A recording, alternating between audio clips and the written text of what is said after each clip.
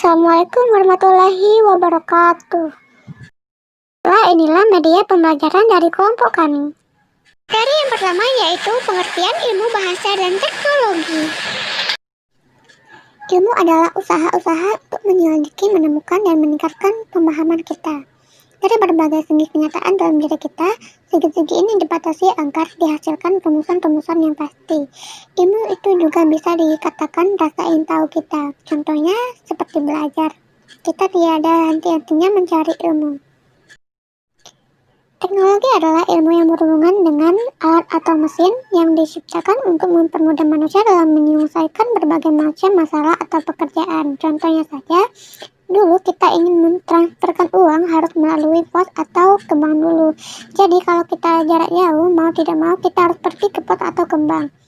Dan sekarang tidak lagi, karena kita sudah mempunyai zaman modern, sudah mempunyai aplikasi m-banking di handphone atau di laptop untuk mengirimkan uang.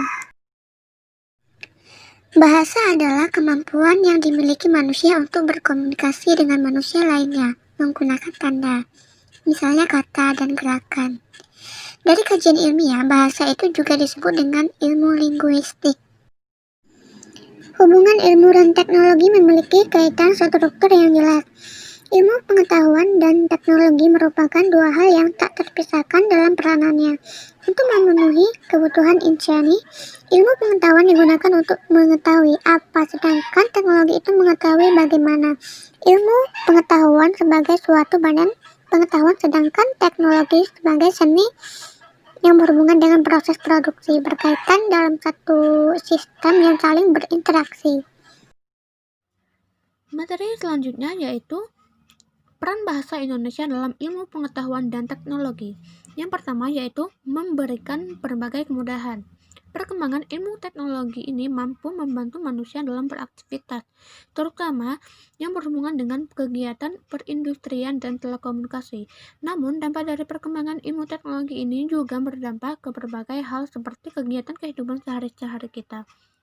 Semakin majunya teknologi membuat jarak jauh menjadi dekat, sedangkan yang dekat menjadi jauh.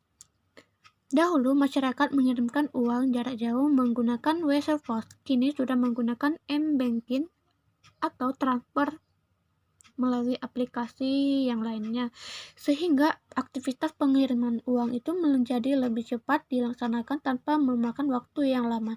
Ini adalah contoh efek positif perkembangan ilmu teknologi di dalam membantu aktivitas manusia. Yang kedua yaitu mempermudah meluasnya berbagai informasi. Informasi merupakan hal yang sangat penting bagi kita, di mana tanpa informasi kita akan serba ketinggalan. Terlebih lagi ketika berbagai media cetak atau elektronik berkembang pesat, hal ini memaksa kita untuk mau tidak mau harus bisa dan selalu mendapatkan berbagai informasi. Pada masa lalu dahulu, mahasiswa harus membaca berbagai macam buku sebagai sumber untuk mendapat informasi yang diinginkan.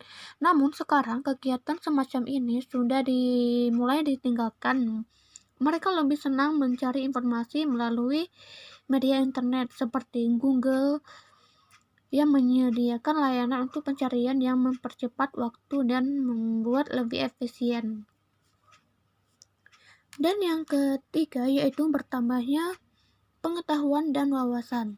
Komputer dahulu termasuk jenis peralatan yang sangat canggih, di mana hanya orang-orang yang tertentu yang mampu membelinya, apalagi menggunakannya.